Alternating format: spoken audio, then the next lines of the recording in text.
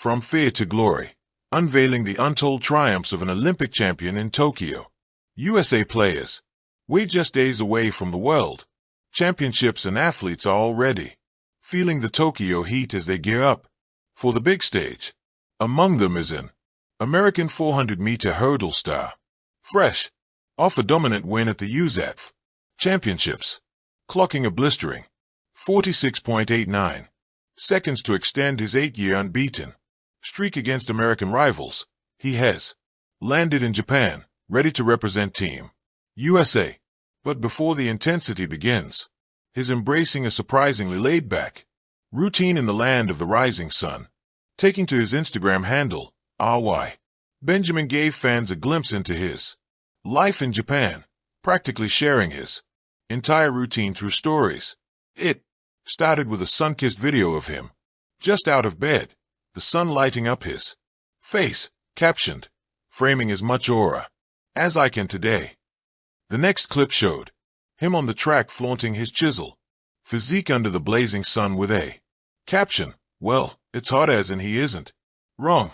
Tokyo is scorching right now with temperatures hovering around 32 degrees Celsius, 89.6 degrees F."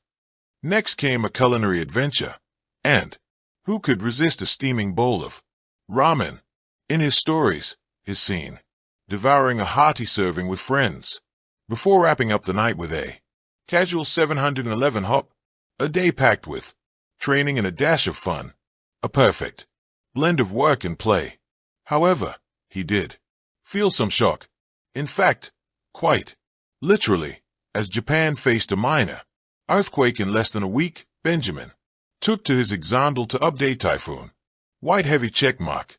Earthquake. White heavy checkmark. Yeah, we're in Japan. Well, apart from that, he can now relax, confident in the knowledge that he's performing phenomenally this season, and firmly among the best. RY Benjamin started 2025 strong, winning the men's 300-meter at the New Balance Indoor Grand Prix in Boston on February 2nd, with a time of 32.21 seconds, marking his return to indoor competition. On the outdoor circuit, he dominated the Stockholm Diamond League on June 15th, clocking a world-leading 46.54 s in the 400-meter hurdles and followed it up with a meet record 46.93 s victory at the Paris Diamond League on June 20th.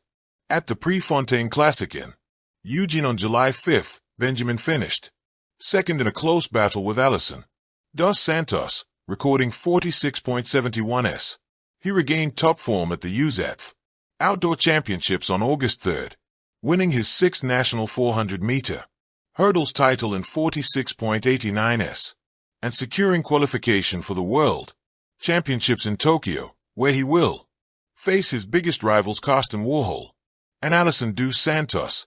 Well, if we were to talk about Japan, he is not the only one who will be enjoying the island nation. American long distanciance runner talks about her love for Japan. RY Benjamin won't be the only one enjoying Japan. 35-year-old Emily Infeld is set to have the time of her life as well. After years of battling injuries and setbacks, she made history by claiming her first U.S. title at 35, becoming one of the oldest athletes to do so, securing a spot on Team USA for the 1000 m, and marking her 5th induction. Infeld's journey is nothing short of inspiring. Well, while having a conversation with Brooks Running, Infeld revealed her love for Japanese cuisine, and especially sushi. "I'm so excited for the sushi in Tokyo. I just feel like you can never eat enough sushi. Like you can eat 100 pieces and it's just like you want more. It's the best." Her fondness with the Japanese is quite evident. Well, it appears both of them will be having the time of their lives. However, as the day of the ultimate battle arrives, each of them should be prepared to take their country to the greatest heights. When the charter flight from Los Angeles touched down in Tokyo under the pale glow of a September morning, the air at Haneda Airport was heavy with expectation. Cameras were already positioned and reporters poised with questions as one of the sport's brightest stars stepped through the arrival gate. He was cautious, almost deliberately so. Each movement seemed measured, as if the weight of every step carried both the burden of past triumphs and the looming uncertainty of what awaited at the World Championships. This wasn't just another athlete arriving in Tokyo. This was an Olympic champion, a man who had tasted glory on the grandest stage and felt the crushing demands of repeating it. The sprinter's sunglasses shielded him from the flashbulbs, but nothing could hide the pressure etched into his posture. He moved quietly, flanked by Federation staff, declining interviews and maintaining a distance from the clamor. Some called it cold, others called it professional. He simply called it necessary. For weeks leading into the World Championships, whispers had followed him. Rumors of a lingering injury, doubts about his sharpness, and chatter about the rise of younger challengers hungry to dethrone him. Even in his own camp, there was unease. Tokyo was not just another city for him. It was a battleground of memories. It was years earlier where he had first claimed global dominance. Retaining meant reliving both the triumph and the trauma of defending it.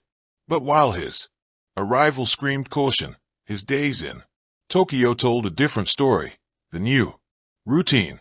Instead of cloistering himself in the hotel gym or obsessing over splits on the track, the champion embraced something unexpected, a new routine. Each morning, as the city stirred awake, he ventured into the garden surrounding his accommodation. There, beneath the quiet rustle of Japanese maples and the soft hum of cicadas, he began meditating. Not the stereotypical, heavily structured sessions promoted by sports psychologists, but something raw and personal. Sitting cross-legged, he let the Tokyo air flood his lungs. Control the breath, control the race, he muttered under his breath, a mantra he had borrowed from his grandmother, who often spoke of rhythm as the secret to both life and sprinting. In the afternoons, he swapped the blistering track sessions for tempo runs on shaded trails. Local runners often spotted him moving with surprising ease, his Olympic frame gliding rather than exploding. It puzzled them. Why wasn't he pounding the lanes at the stadium, rehearsing every fraction of a second? Why this almost leisurely adaptation? But the champion had a reason. I've done the work, he confided quietly to a teammate. Now it's about protecting the spirit. Media speculation. Naturally, the media read into his approach with feverish curiosity. Headlines blared. Olympic champion goes zen in Tokyo. Training or escapism. Caution or confidence. Superstar avoids stadium workouts before Worlds. Is this how legends fade or how they last forever? Pundits argued on television panels. Some insisted his cautious arrival and unconventional preparation showed cracks in his armor. Others admired his maturity, claiming he had transcended the need to grind in public. Fans too split into camps. Social media brimmed with debates, with some fearing he wasn't taking the championship seriously, while others applauded his refusal to bow to the relentless cycle of overtraining. A private spark.